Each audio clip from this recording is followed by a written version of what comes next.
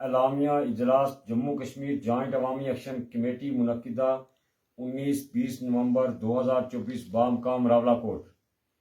Jammu Kashmir joint عوامی action committee کی core committee کا ہنگامی اجلاس مورخہ 19-20 نومبر 2024 کو راولہ کوٹ میں منعقد ہوا۔ اجلاس میں جاری عوامی حقوق تحریک کے حوالے سے سیر حاصل گفتگو ہوئی۔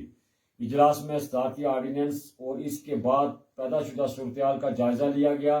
اجلاس میں ڈویژنل مشاورتی اجلاسوں کے بعد حاصل شدہ تجاویز کا بھی تفصیلی جائزہ لیا گیا، جس کے بعد مندرجہ ذیل فیصلے کیے گئے۔ نمبر 1، جموں کشمیر جوائنٹ عوامی ایکشن کمیٹی اپنے منظور شدہ چارٹر آف ڈیمانڈ پر عمل درآمد کروانے کے لیے ماضی کی طرح اپنی پرامن سیاسی جدوجہد جاری رکھے گی۔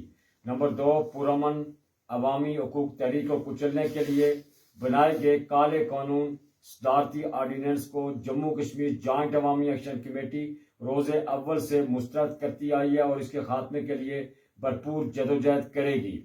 نمبر 3، صدارتی آرڈیننس کے تحت ریاست بھر کے مختلف حصوں بالخصوص راولہ کوٹ، میرپور اور اجیرا کے مقامات پر سیاسی کارکنوں کی گرفتاریوں، بے بنیاد مقدمات کے قیام اور پرامن مظاہرین پر پولیس گردی کی شدید الفاظ میں مذمت کرتے ہوئے حکمرانوں کو متنبہ کرتے ہیں کہ وہ اچھے ہتھ کنڈوں سے باز آ جائیں اور تمام گرفتار شدگان کو فی الفور غیر مشروع طور پر رہا کیا جائے۔ جموں کشمیر جوائنٹ عوامی ایکشن کمیٹی صدارتی آرڈیننس کو بنیادی انسانی حقوق کے خلاف سمجھتی ہے اور اس کالے قانون کو عوام کی زبان پر تالا بندی سمجھتی ہے۔ اس لیے جموں کشمیر جوائنٹ عوامی ایکشن کمیٹی اس کالے قانون کی منسوخی کے لیے اور چارٹر آف ڈیمانڈ کی منظوری کے لیے مورخہ 5 دسمبر 2024 سے ریاست بھر میں غیر معینہ مدت کے لیے شٹر ڈاؤن، پہیہ جام اور مکمل لاک ڈاؤن کا اعلان کرتی ہے۔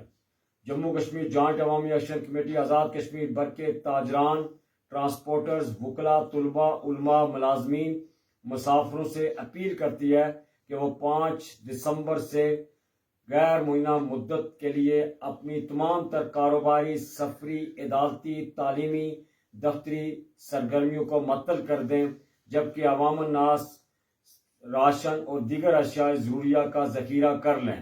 نیز بیرون ممالک مقیم کشمیریوں سے اپیل کی جاتی ہے کہ وہ دنیا بھر میں اس کالے قانون کے خلاف جموں کشمیر جوائنٹ عوامی ایکشن کمیٹی کی کال کی حمایت میں احتجاج کریں۔